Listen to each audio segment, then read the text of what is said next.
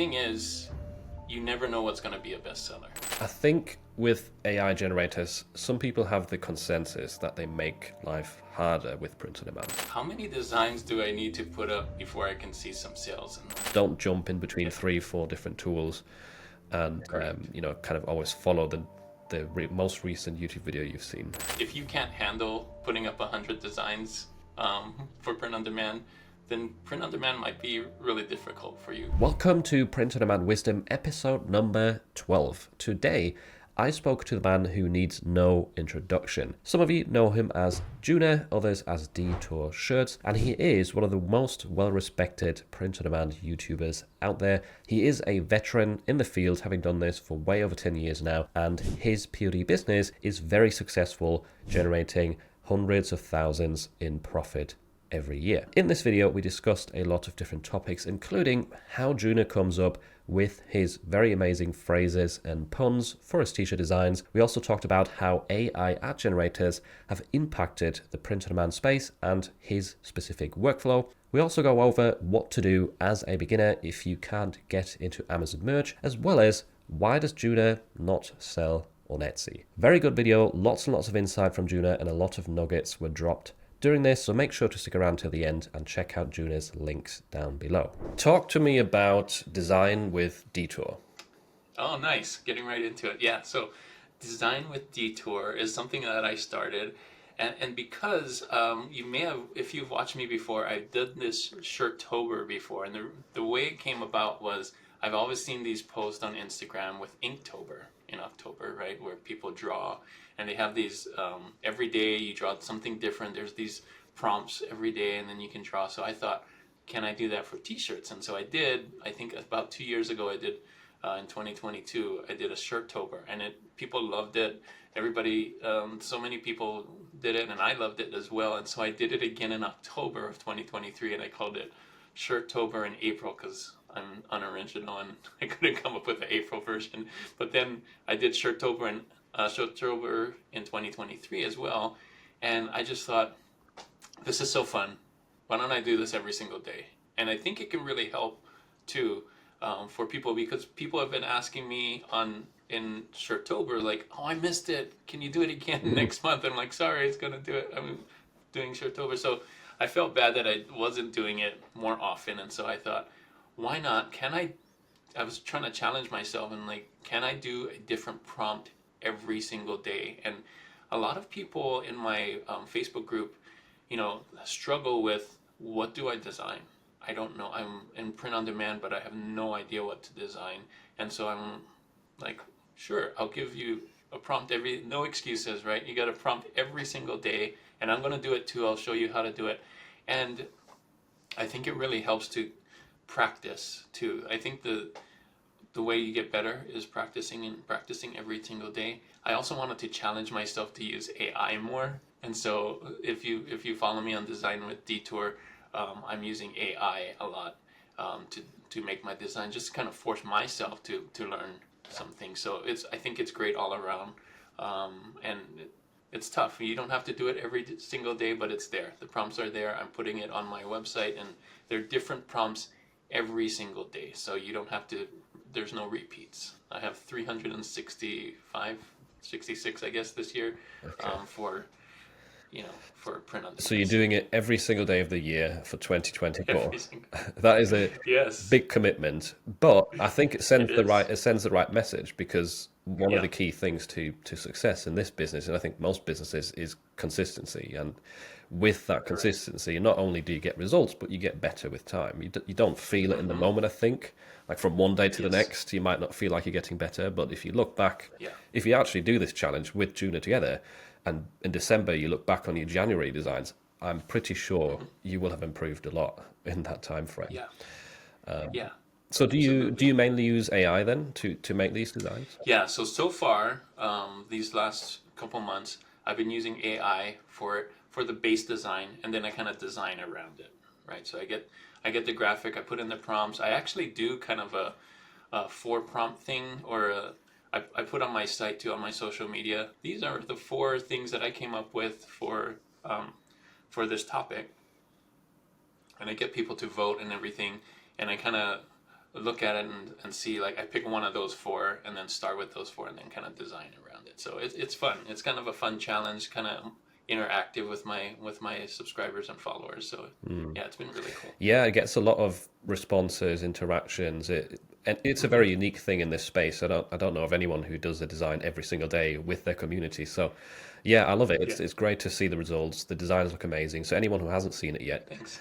you can find it on your community page, right? Yeah, so I'm everywhere. If you go on my YouTube space, it's on my community page. I also post it on Instagram. I have Twitter as well, and I post a lot of it on my Facebook group too. So it's wherever you, if you feel most comfortable, whatever social media you're using, I think you could probably find it. And one follow-up question there. You said about Uh-huh. you have four different designs kind of as the options. Yeah. Yeah. I'm guessing a lot of people might see that and think, okay, he spent 2 minutes creating four designs with DALL-E 3 or whatever, and then that's it. But I'm guessing sometimes it takes you quite a while to put those together and get some decent results. Yeah, so I'm picking the best four. So sometimes, as you know, with AI, you put in a prompt and it comes out and you're like, that's not what I wanted. So I have to try a different prompt where kind of, the nice thing, what I'm using right now is ChatGPT 4 with DALL-E 3, and I'm using a GPT called Sticker Whiz, and I've been trying that out. I've tried out all the other GPTs, and this one just relates more to my style. So that's what I would suggest. Go find a GPT that relates more to your style. But yes, a lot of times in AI, you type out the prompt, and something's wonky, something doesn't look right. So I try something else, and so I'm showing the top four, and usually I have maybe 10 or more results, and I'm just picking the top four. Like, these I think could work, and the other ones don't. Like, if I scrolled through, you would see some really bad AI Cool. graphics. Yeah. Yeah, that's good to hear because I think Yeah. that tends to be the experience. Someone watches a YouTube video or maybe sees your images, they try it themselves, and then they get a lot of rubbish back, and then they comment on the videos. At least I get this a lot. I tried the same yeah. thing and it looks rubbish. That is because Yeah. we've already done it like multiple times to get the better results, and it does take some patience. It's not Yeah. always as easy as it looks on YouTube. One thing that I find quite impressive when I see some of your results is the puns and the phrases that you come up with for the design. Yeah. So, do you have any tips Yeah. on how to get those?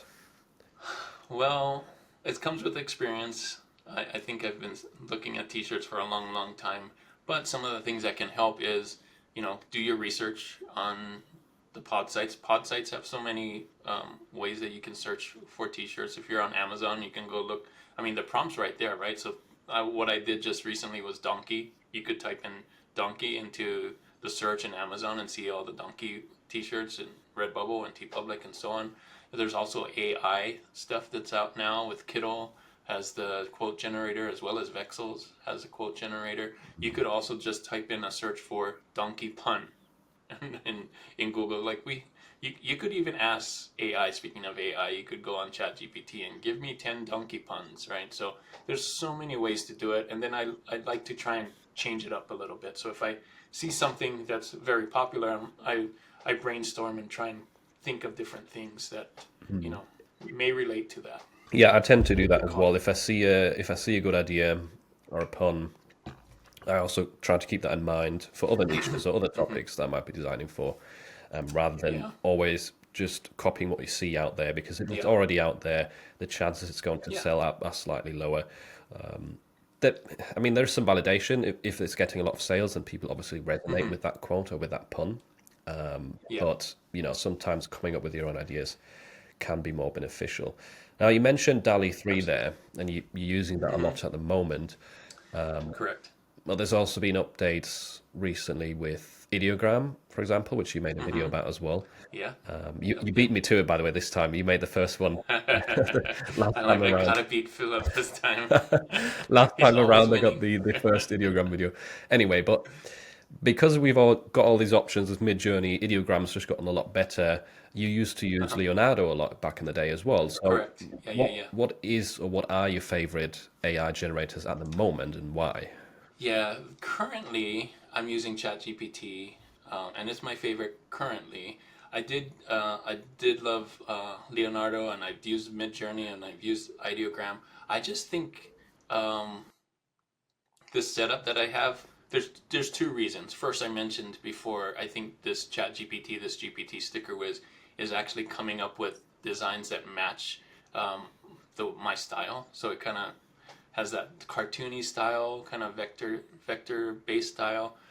It also puts it in a sticker, so it has a white background. I don't have to type in, you know, make with white background or whatever, because it's already in the GPT. The second thing that I like about ChatGPT is the way that you can write the prompts. So if I write a prompt and something's off, I don't have to rewrite that prompt. I can just type into ChatGPT, can you remove this and this, or kind of talk to it like a human, like almost like a human, instead of you can't really do that really well with some of the other ones right now. Like Midjourney, for example, if you type it in and you want to change something just slightly in it, change the color or change, you actually have to retype the whole prompt, right? You can't just say, oh, I like that, but make the shirt blue, or I like that, but make, and you can do that in ChatGPT, which is another reason why I'm sticking with it for right now. Yeah, it is a bit more user friendly, Yeah. easier to get started with. Midjourney, like if you really know your way around Midjourney, I'm pretty sure you can have more accurate results. But Yes. for the print on demand style, DALL-E 3 gets some like really good stuff, I think.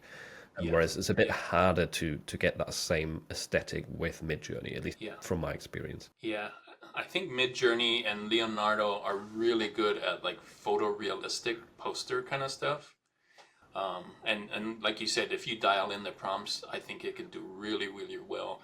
The the reason I like ChatGPT again is I'm doing simple prompts. I'm not like dialing it in, and ChatGPT kind of writes those prompts for me on the side, right? They kind of do that detailed thing. I think Ideogram does that too, or Ideogram does that too now. When the new version is you type something simple, and it uses AI to kind of try and understand what you really mean, and then types a longer prompt for the AI to work. Magic prompt, yeah, it's called. On Magic Instagram. prompt, exactly. Yeah, yeah. Yeah, that is quite handy. And the cool thing with that is you can type in a simple prompt, and you kind of get a few different styles, at least with ideogram. Whereas with DALL-E, obviously you're limited to one image at a time. Yeah. But yeah, you get 4 different detailed prompts, which kind of give more variety, which is nice, I think. What do you do about the limits with DALL-E 3? Because sometimes it asks you to wait, 3 hours for the next image. Does that like hinder Yeah, you in your I process with design with Detour, or I actually haven't run into that problem. really? Um, Oh, what's the yeah, magic trick? so yeah, so like I said, I do probably 10 prompts or so. Okay. I don't use it all day every day on it, so I'm trying to get the right graphic for the day. But I think if I used it and tried to come up with multiple designs for multiple days, I might hit that limit. But currently, I'm not hitting that limit when I'm just doing one prompt or one idea a day. I do multiple prompts, but one idea, and I never hit it. So Maybe it's got a bit looser as well. I've not used ChatGPT as much recently, so maybe it's got a bit better on that side. I'm not sure though. yeah, yeah.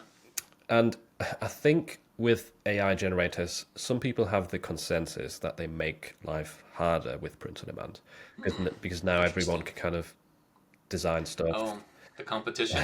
Yeah, I think that's kind of a common assumption that people have. So, in your opinion, has it made print on demand harder for you? For me, no. No. For me, it's actually made it easier. Because I used to draw all my things by hand, and I still do some of those by hand. But now that I can use AI to generate the graphics and generate ideas, honestly, because a lot of times, like, I wonder if it can do this, or I wonder if it can do this. And it can create things that I feel like nobody else has. Like if you're using clip art from whatever site, everybody has access to those clip arts. But now, with my imagination, right, my creativity, I can create a prompt that maybe nobody else has ever thought of, that's not on clip art, that's not anywhere. And so that way I think I can stand out and do something different. And then, they say anybody can use, it's not copyrightable, but the chances of somebody else using your designs if you're not sharing it online like I am. But the chances of somebody else picking the same design as yours is pretty rare. Yeah, I So agree. I think it really helps. Yeah. And I find that very interesting coming from you because a lot of people kind of argue AI is stealing work from designers or artists who, they could do this themselves. But you are in this space one of the sort of top artists or designers who technically you could create a lot of those kawaii designs I could. yourself, but Yeah. still AI is making your job easier.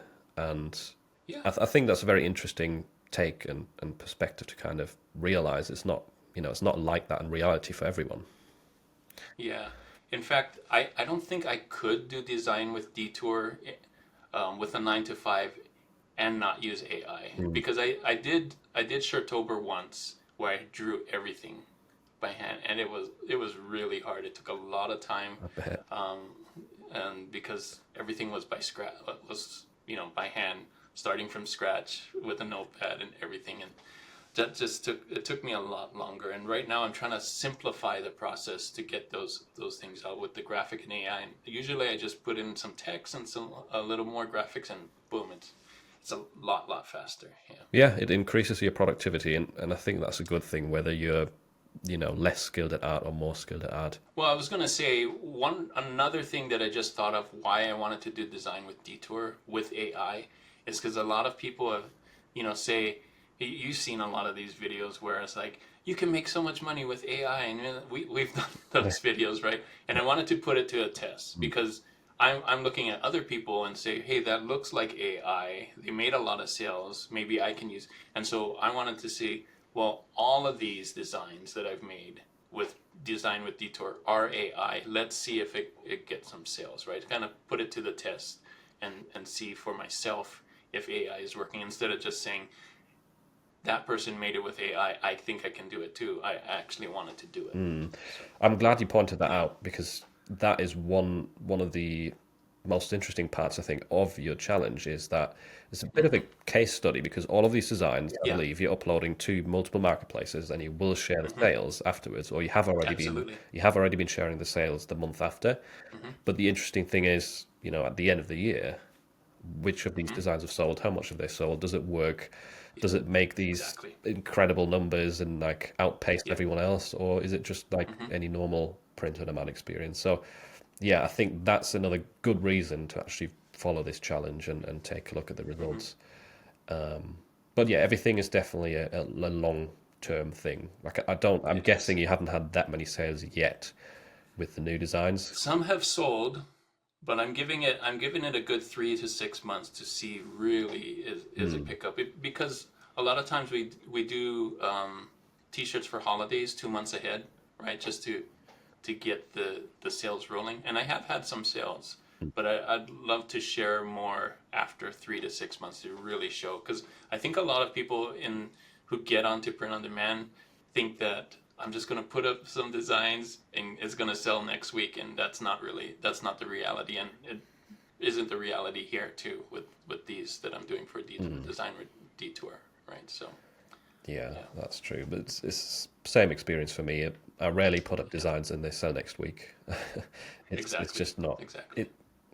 If you have marketing budget, yeah, that sort of thing yeah. is more Yeah, achievable. but it But takes time to rank and takes time for people yeah, to find it and so on. So, organically, it rarely happens. It's always fun yeah, to see in the community. I don't know if people ever share this in your Facebook group, but my Discord server, occasionally someone says, "Oh, I just uploaded this yesterday and it got a sale."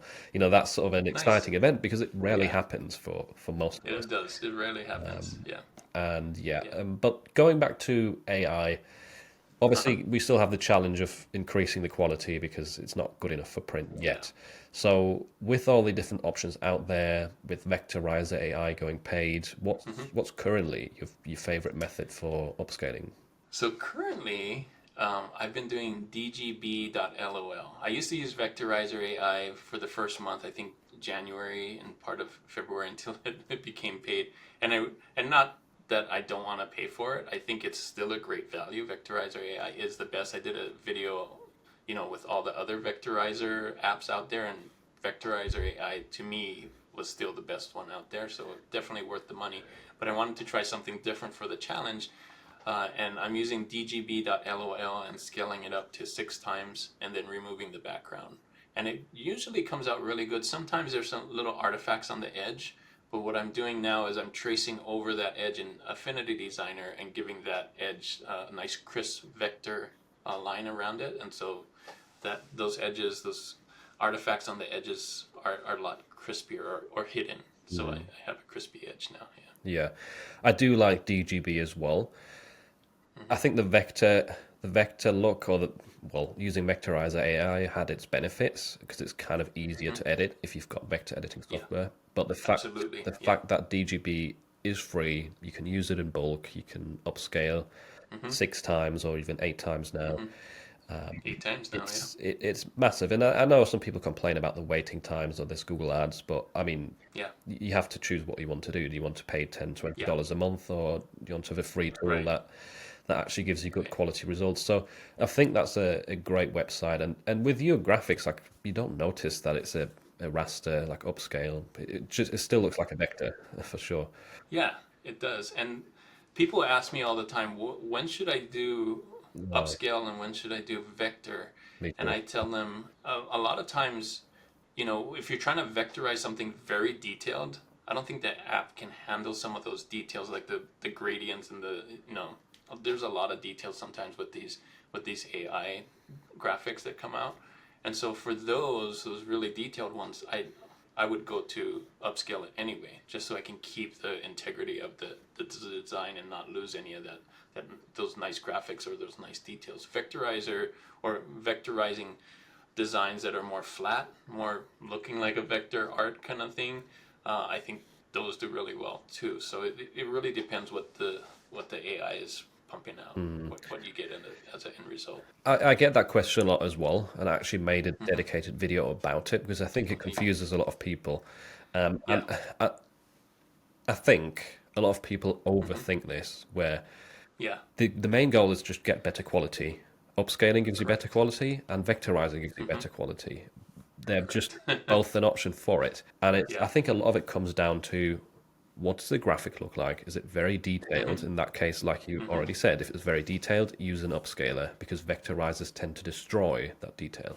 And on Yeah. the other hand, it's just your personal preference. If you like to work with Correct. vectors, like I use Adobe Illustrator a lot, and that's why Yeah. I tend to use vectors or vectorizers in my workflow. But if you don't, if you're a Photoshop guy, Photo P, I don't know if Canva does Canva do vectors. I never use it, but so I don't I even don't know. think it does use do vectors. It's all Yeah, PNG. so in that case, like an upscaler, it's probably fine for you. You don't need to use both. I think some people assume you need to use both as well. It's just Yeah. one or the other. As long as you get the quality high enough to work for the t-shirt dimensions, that's the main Correct. thing that counts. Correct. Yeah. Yeah. Speaking of Canva, Illustrator, Okay. Yeah. another thing that I believe a lot of beginners kind of struggle with is Uh-huh. how do you decide which software to use once you've got a graphic, whether it is Uh, clip art or AI? Because there's so many options. There's Kittl, Canva, Illustrator, right? Affinity Designer, you've got a lot of videos about that. Photoshop, and you use a few different ones of those for design with Detour. So how do you yes. pick, in a sense? How do I pick personally is I usually try and start with Affinity Designer. I want to keep it simple. I want the graphic to stand out, so I'm just using some simple text and things around it. But when the design calls for it, Kittl really has amazing graphics and amazing typography, more importantly. And I don't have all those fonts on with me on Affinity Designer. So like I did one for like a punk rock or a rocker kind of design. I don't have those fonts. I could buy them, but they're all on Kittl. And they have some amazing templates as well. So I kind of use those. Canva has some amazing graphics, just tons and tons of graphics. So if you're ever like, I need to put a graphic on here, but I don't know what, I don't have it, I use Canva. So it really depends what you're comfortable with and what kinds of things you're doing with it. I think if you're not comfortable designing on your own and you need some template stuff, maybe you go to Canva and Kittl. Maybe if you need more graphics and things like that or more inspiration, maybe you're Canva. Maybe you don't have a budget. maybe the budget kind of dictates what you're going to use. So I would say you can do a lot with free on Canva for free, right? There's tons of graphics on there if you want to just start out and don't have the budget to buy an Affinity designer or do a subscription with Kittl. You can start off with Canva free. So I think it depends a lot on what you want as the output and your budget too. So. What about someone who's got the budget, but they're a beginner and they don't really see themselves as a designer? Like, what's sort of the easiest tool in a sense to get started with? Because most people don't really want to buy like multiple tools and switch between them, I guess. I would say look at Kittl, see if their designs match what you're trying to make, because they have some really cool templates. And if that's the kind of design style that you want to go through, and then I would use Kittl. Look on Canva and look at the templates. If you don't know how to design, I think templates can help a lot. So there's that. There's Vexels. We didn't mention them. They have some things that are already built out that you can use as templates as well. So many options. I would say if you're not used to creating a t-shirt, try it out and learn. But if you want to get in right away, I think templates can help you get started really quickly. Yeah. If you modify them. So if you modify them, right? Exactly. Don't just use the same template everybody else is using, because that's like, copy and paste and everybody has the same thing out there. You don't want to do that. You want to compete, but have your thing a little bit different. So the templates, what's great about the templates on Kittl is everything's editable, right? You can go and change the text, change what it says, change the colors, swap out graphics. So and then that makes it a lot easier to make something original, but you didn't actually have to start from zero. Because I think a lot of people who haven't done t-shirt design before, when they start with just a white page and nothing, that kind of scares them and intimidates them. Like, I don't even know where to start, right? So the templates kind of help you with how to start. So I think there's lots of places that have templates out there. Kittl's my favorite, but that's my personal thing. But there's templates on Placeit, there's templates on Canva, there's templates on Vexel. It's everywhere. There's so many options. I would also say, like, pointing at beginners or speaking to beginners, there is so many options, but just settle on one, right? Pick one. You don't have to buy subscriptions to everything. Go find which one works for you and stick with that one. Yeah, exactly. And it's also not like if you're going to choose Kittl, but you didn't choose Canva, you're now going to fail. There's no right or wrong in a sense. They can all get to the same end result. A lot of it is personal preference or what the person has been using a lot. That's why you see YouTube videos with people using different tools or different workflows. Yeah. I'm just very used to Adobe Illustrator. That's what I started with, and that's why I still prefer using that at the end most of the time. But I know that Kittl has amazing templates. I just, not my personal preference. So I think settle on one that seems to appeal to you, that seems to match the style that you're trying to design, and just go all in on that for a while.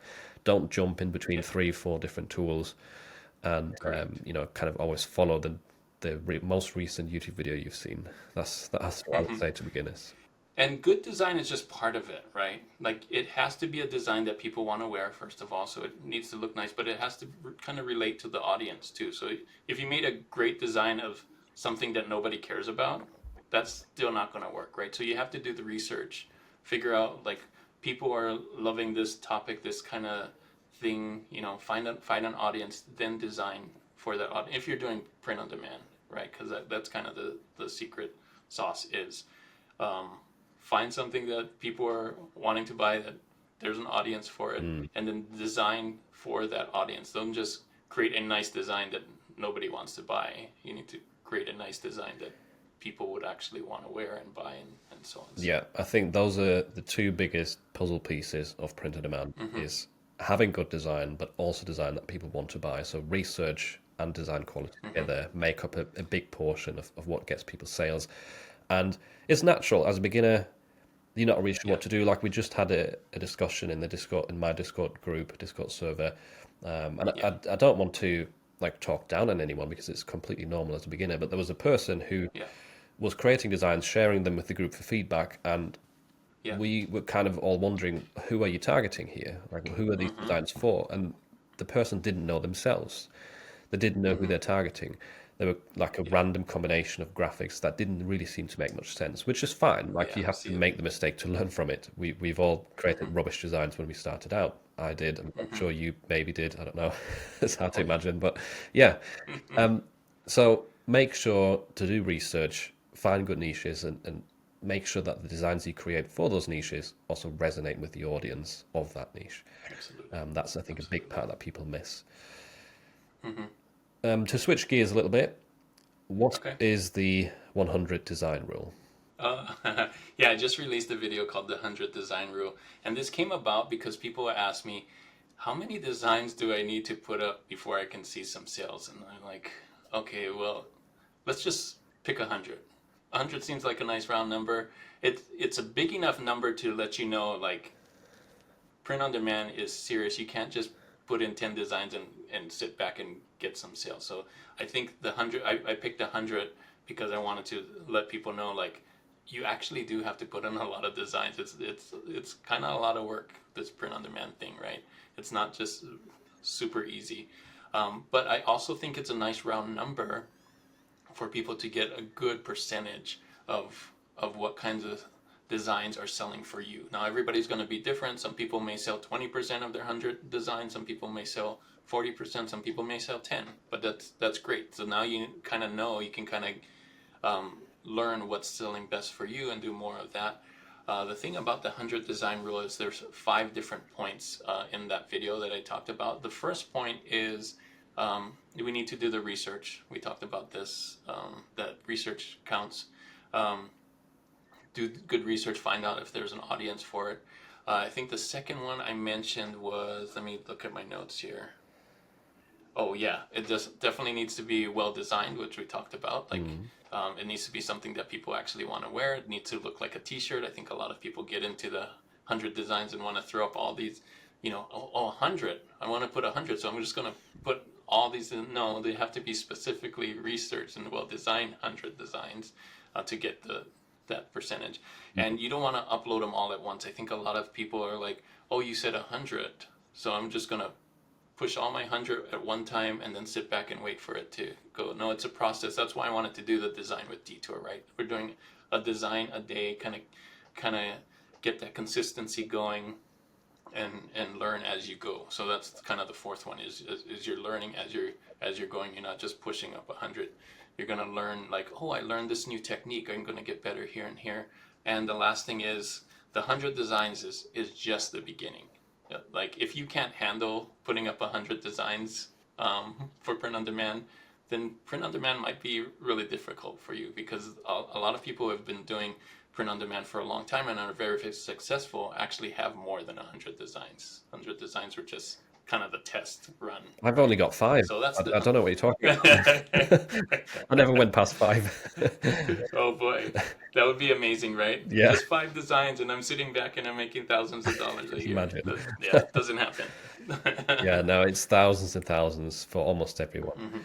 Yeah, And many of them have never sold. Obviously, a lot of them right, have, but right. And I think that's a great thing for the 100 design rule too, is like, you work so hard with the 100 designs and you notice nothing sold. Like, does that motivate you to do more, or is that going to make you want to quit and say, I don't like this anymore? And that's great. Either way, like, you figured out that you like it or you don't like it, and I think that's really helpful with the 100 design rule too. it's sort of a testing ground to see, do you like Yeah, print on demand or not? Like, do you have some yeah, passion behind it, some enjoyment? Because I agree. If you Well, first of all, it goes back to we need to wait a few months. Like if you put up 100 designs correct. and you only wait a week and nothing sells, that's normal again. But That's very normal. if you've been doing it for half a year, you've put a lot of energy and effort and passion into it, and nothing is sold, and then you hate it, like you have no motivation, and you just develop like a bit of a hatred against this, yeah, maybe then this is not the right path for you.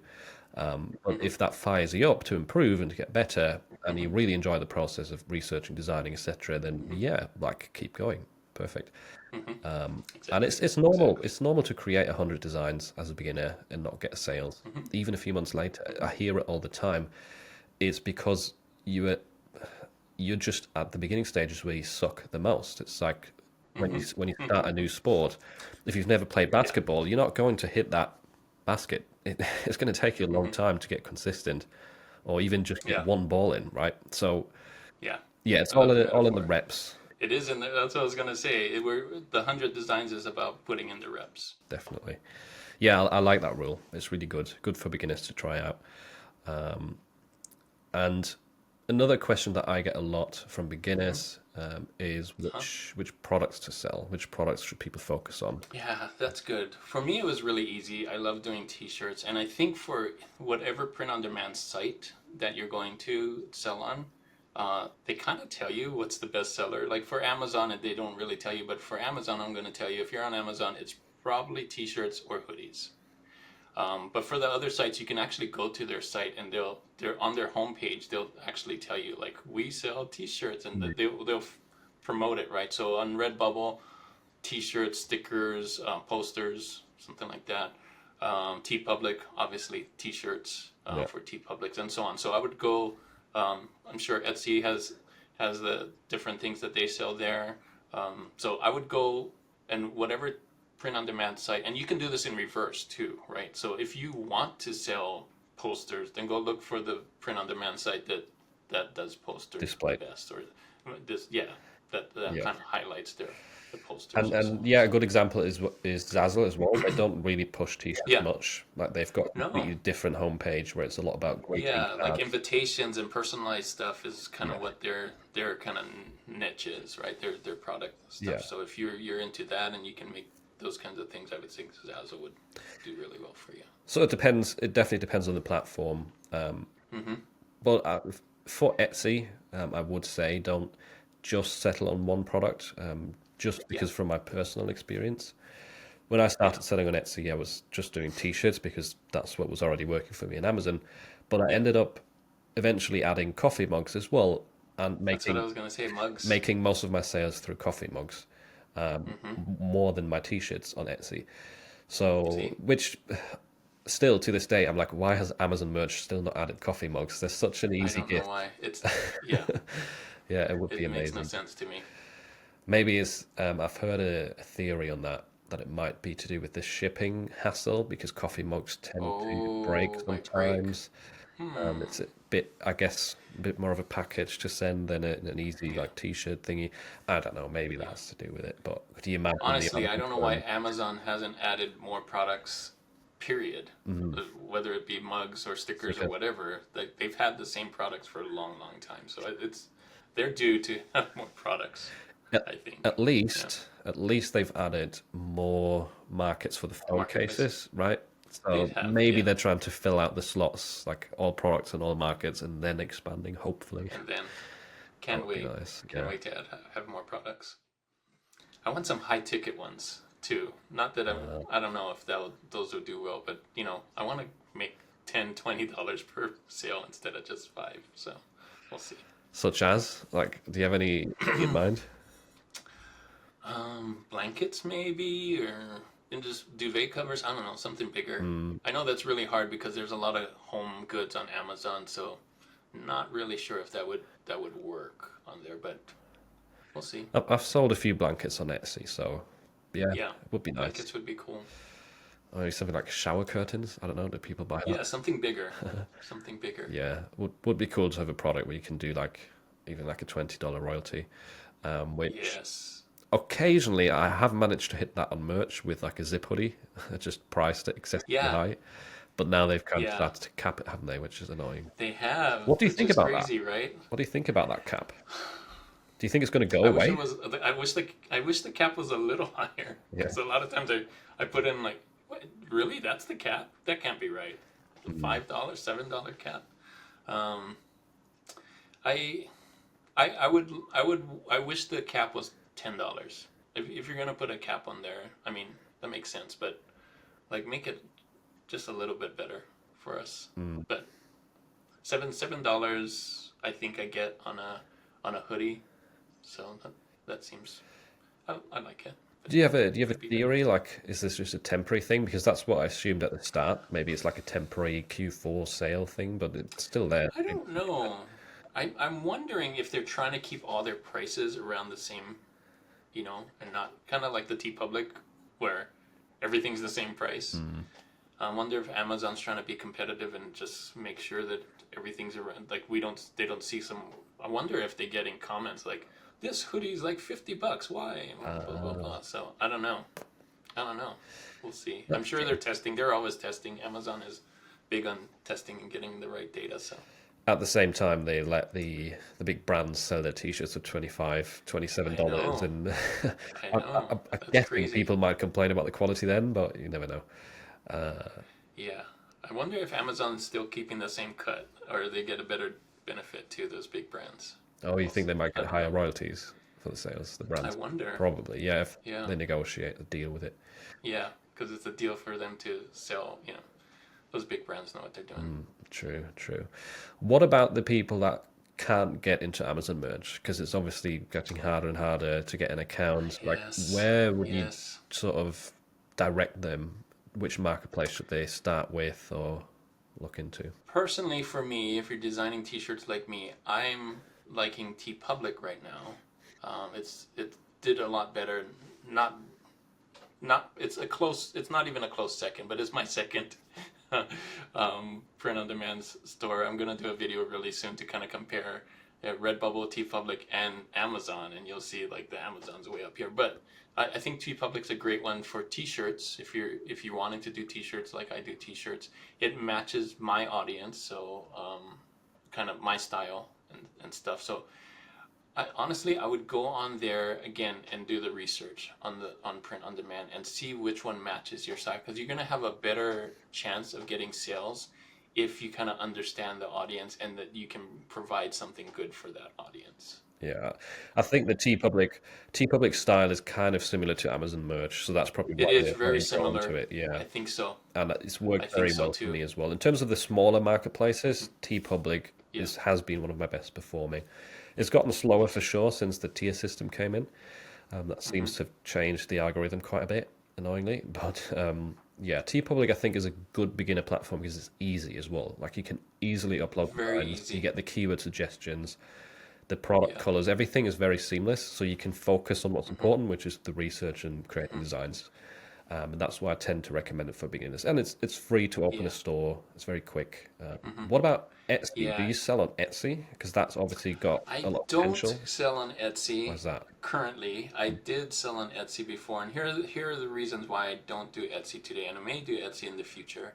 But one, it took a lot of time, and so with my 9 to 5 and doing YouTube and everything, Etsy took a lot of time. Not only for uploading, because the uploading with you have to go through printify and then upload and then make up your own, get your own mock-ups to do that. The time it took to answer questions and emails and kind of keep on the tracking of the shipping and then returns, and it was a lot for me. And so yeah, it just it, it took a long time, and the products came in, the sales came in one at a time, right? So the bookkeeping part of it took me a long time too. It's not like typing in this is the monthly deposit from TeePublic or for Amazon, or it was just one deposit, whereas to keep track of all the sales every day. So it was mainly time. It was mainly time for me. I'm used to um, a lot more passive um, print on demand stuff with Amazon and TeePublic, and so I couldn't do it. I couldn't keep up doing Etsy and YouTube and 9 to 5 and all of that. It just was too much. But I did get a lot of sales, so and a lot of people do.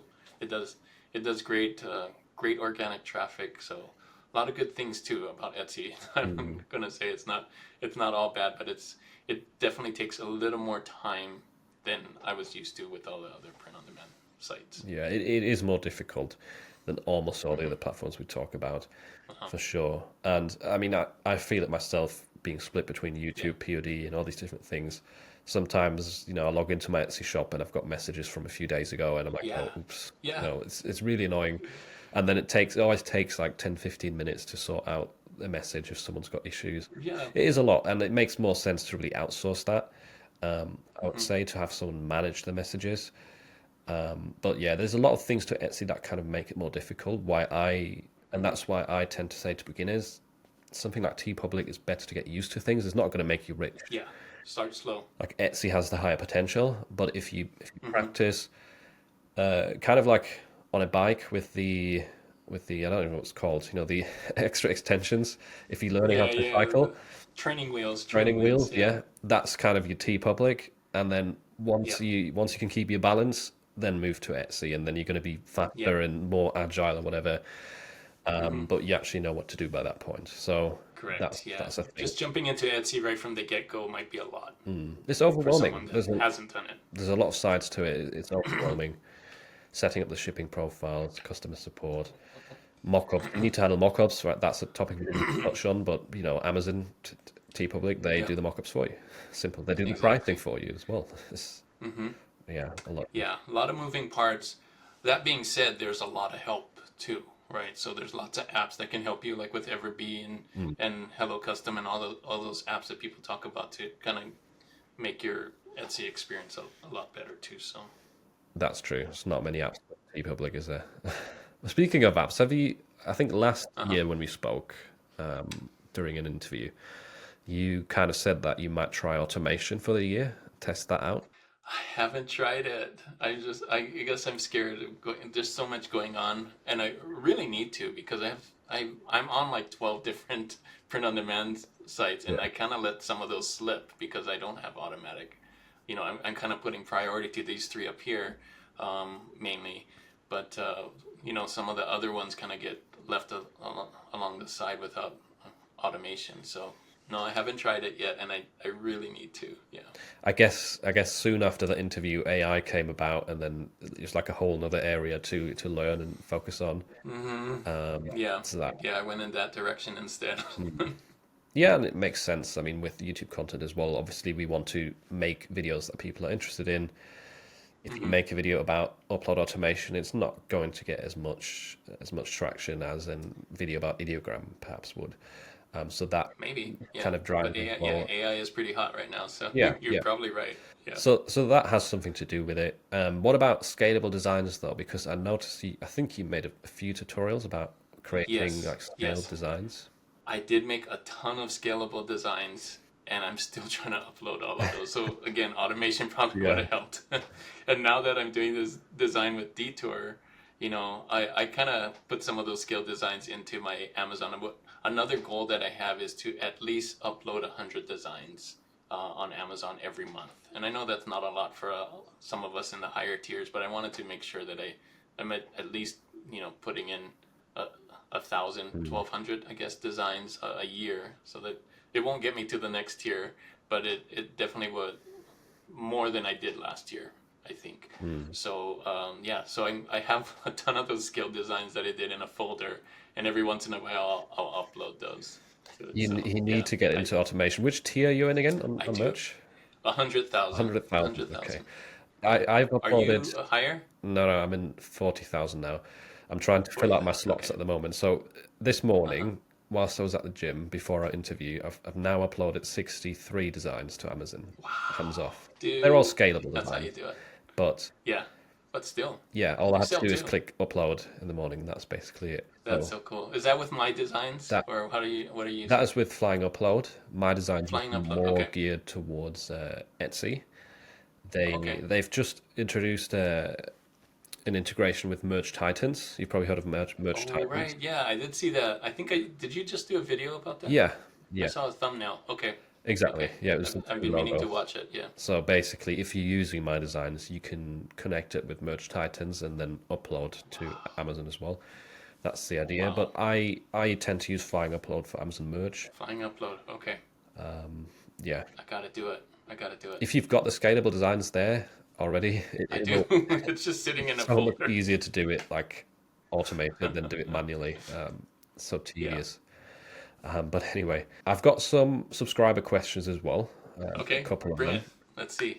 Surprise questions. Yeah. So the first one is: do you have some bestsellers generating most of your income, or is it lots of different designs getting sales occasionally? I think it's a little of both. I do have some bestsellers like everybody does. Hmm. I don't know if they generate most of my income, but they do generate a lot. A big chunk. They Yeah. get a lot more sales than a lot of the other ones, right? And then there's the middle. I think it can be broken down into kind of three slots. There's you got your bestsellers that crank out. They're consistent. They get sales every month. Then you get the middle of the road where you get some sales, but probably not every month, and then the majority of them don't sell. Yeah. Is the sad part. But yeah, so I do have some bestsellers. It kind of ranges, and the thing is, you never know what's going to be a bestseller. That's the trick of it. So you got to put your best work forward all the time, and some of them you're one design away from having a bestseller. So you never know. Yeah, I love that. I love that. It's that if you stop at 100 designs, maybe number Yeah, 101 could have been your bestseller could be because nobody knows when absolutely. they're actually designing a bestseller. I didn't know at the time. Yeah, But it's yeah. I true. didn't know either. It's similar for me, where obviously there is some bestsellers that are getting a lot of sales a day, but if you look at the numbers, Hmm. yeah, maybe they'll make up, say, 20% of your income, 25 or something like that, Hmm. like a group of bestsellers. Yeah, But if you took out all of those absolutely. designs that just sell occasionally, you would have a lot Yeah. less income. So it's Oh not yeah. all about, being lucky and having that one bestseller. Yeah. That's not the case, at least from my experience. Hmm. Yeah. Okay, good answer. Absolutely. The Absolutely. next subscriber question I had is, do you Hmm. have a specific split for evergreen and seasonal trends? I don't. I don't. I do it when I feel like it. Yeah. I definitely do both. Um, I love to do evergreen designs because I think you need to put that into your portfolio of designs just to make sure that you're getting consistent sales. But I do also like to do trends or holiday trends too, just so that I'm in there and kind of boost. I like to look at my year over year. So when I'm looking at my year and I see that, oh, there's a big dip in March, so maybe I need to do more St. Patrick Day design or something that would get me more sales in March. So that's kind of how I judge it. I look back a year and kind of see where are the gaps. Like Mm. Halloween's doing great for me. I'm gonna do more Halloween stuff, but where are some places that I can fill those gaps and make those months that are low kind of a little bit better. So hopefully that makes sense. That's a good strategy. Yeah, yeah. I don't Yeah. tend to design for seasonal that much. I prefer mainly Hmm. going evergreen. But yeah, there is Yeah. some months where I definitely dip, and I could probably prop it up with seasonal stuff. Hmm. In terms of the designs you've already uploaded, can you Hmm. do you have a feeling for maybe 50 evergreen, 50 seasonal, or are you like not sure? No idea. I really, I'm No not idea. sure. I have so many designs out there. I kind of lose track because it also there's also the scaled designs, right? Hmm. So that takes up a lot of them. So I Are those evergreen? I would say I'm 50. The scaled designs, some are evergreen and some are seasonal. Yeah, because you could Yeah, do seasonal. sometimes I do seasonal. Like St. Patrick's Day, I can do a lot of scaled St. Patrick's Day designs, for Hmm. example. So which I have. So I would say I would probably do 50-50 split. I think that's a good answer as well, though, because people, again, tend to overthink it and say, okay, it Yeah, needs to be 70-30 split for me to be yeah, successful. I don't count either, like how much I'm I doing don't. of what. Yeah, It's just, yeah, I prefer evergreen most of the time, and you just do it how yeah. you feel. It's tougher. Tougher. I would say. I think doing a seasonal design, trending seasonal design, is a lot tougher, and I think people are scared to go into it because it's a lot more saturated. I think that's Mm.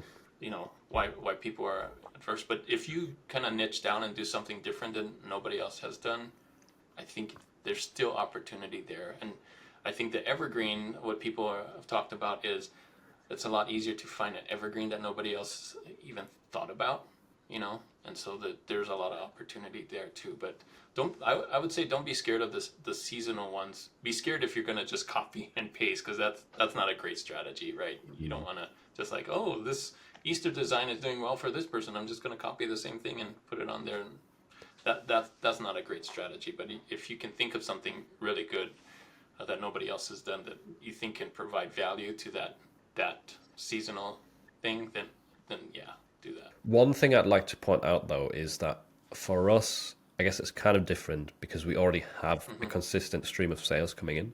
So if we spend some time working on St. Patrick's Day, that will bump up our sales in that month. Whereas Yeah. I think personally for beginners, if you're chasing the St. Patrick's Day trend and then maybe you get one or two sales and then after St. Patrick's Day you go back to zero, I think that's tough. So That is tough. That's tough. whilst Evergreen, it takes more patience to finally get some sales rolling. Whilst it definitely takes more patience, I think it is better overall for your sanity because In the long run. at the beginning you're just going to be chasing trends, even if they're seasonal. And if you don't get a sale at all for St. Patrick's Day, then it's like, okay, all these 30 designs that I've created, What did I just do? they're pointless now. Like, I have to wait for the next year. Obviously, with Amazon merch, if you're in tier 10, it's a different story, I would say. That's what I was going to say, yeah, because you want to get those quick sales so that you can rank up. Yeah, because it's so limited. Yes, trends make sense there. But if you don't have a limit, like Etsy, TeePublic, I wouldn't just go all in on seasonal trends. It's probably not a good idea as a beginner, in my opinion. Yeah. Yeah. Makes sense. Makes sense for me. Okay, Juna, thanks a lot for your time. A lot of golden nuggets. Those are all the questions? Yeah, there's only two from subscribers. Maybe I missed some. I don't know. But yeah, thanks a lot for your insight. A lot of golden nuggets in this.